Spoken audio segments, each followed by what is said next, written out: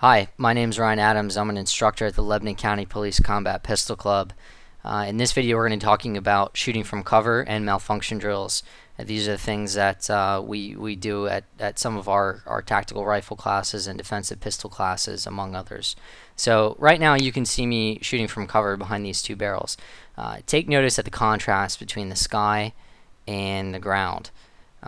If I were to lean out from around these points of cover and the sky was behind me, you'd be able to clearly see the outline of my body. So with that being said, it's often best to lean left and right rather than over top of any point of cover, because you're not going to be able to skyline yourself against the sky. That's what skylining means. So if you take notice, look at those range poles at 25 yards. See the contrasting difference.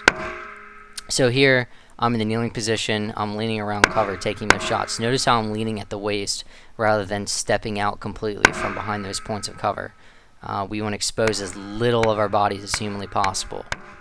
Again, notice I'm not really stepping out a whole lot. I'm just leaning out at the waist. I mean, I can inch my foot and my legs over to the edge of that point of cover, but they should never cross the line. So here I did a shoulder bump. Instead of transitioning over to my left hand, I simply put the buttstock in my left side. That's another thing that we can talk about in my rifle class.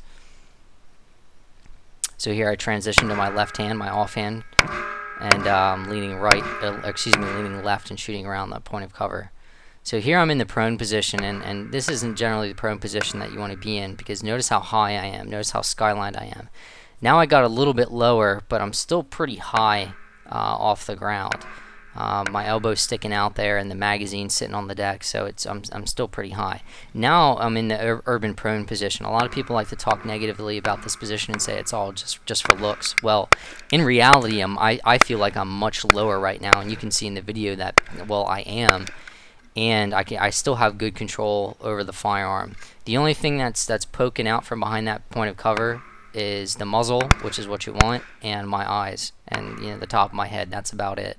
Whereas those other ones, I was still up pretty high, and I was exposing my upper chest area, and you certainly don't want to get hit there. And another good thing about this urban prone position is that you can simply just lean left and lean around that point of cover and just roll from side to side if need be. Alright, so if you do need to take shots over top of a point of cover, you want to make sure that you're making yourself as small of a target as possible. So that brief clip that you just saw with some of the picture-in-picture there, basically we're not turning the rifle sideways to look cool. That's not the intention there.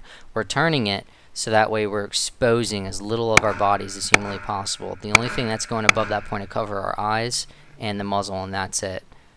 It also breaks up a typical human outline too, going back to contrasting yourself or skylining yourself. So here's just some more footage of leaning left and leaning right around these points of cover, exposing as little as humanly possible.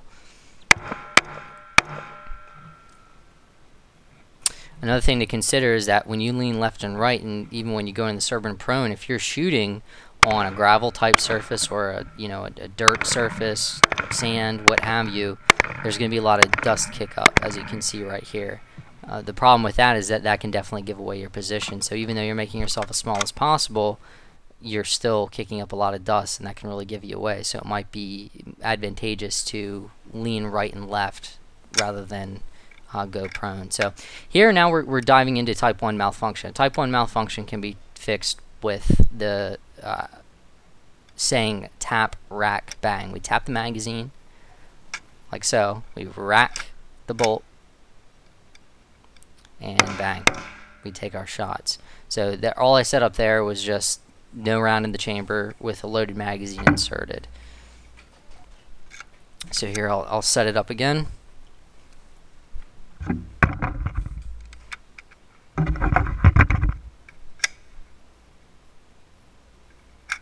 Insert the loaded magazine on an empty chamber, and here's a little bit faster. Click, tap, rack, and bang.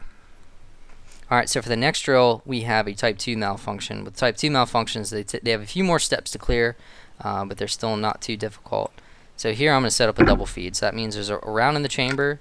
It could be an empty case, could be a live round, doesn't really matter. Then I want to gently, and emphasis on gently, send a second round into the round that's already in the chamber. So there's 2 rounds trying to feed in the chamber right now, and you can see that the bolt's back in the gun. So I observe the chamber because I'm not even getting a click when I pull that trigger. Like there's a serious jam up in there. So I lock the bolt to the rear to take some of the pressure off the magazine. I strip the magazine, which I can't stress that enough. Strip it rather than just drop it. You're gonna have to pull it out.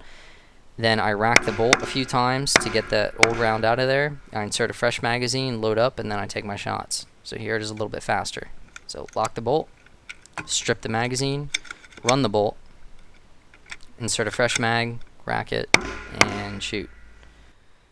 Alright, so I hope you enjoyed this video. It was very brief. The intention of it was just to show you a few different things that I teach at my rifle class and pistol classes out at the Lebanon County Police Combat Pistol Club. Please check out our website at lcpcpc.com and click on the training tab for more information.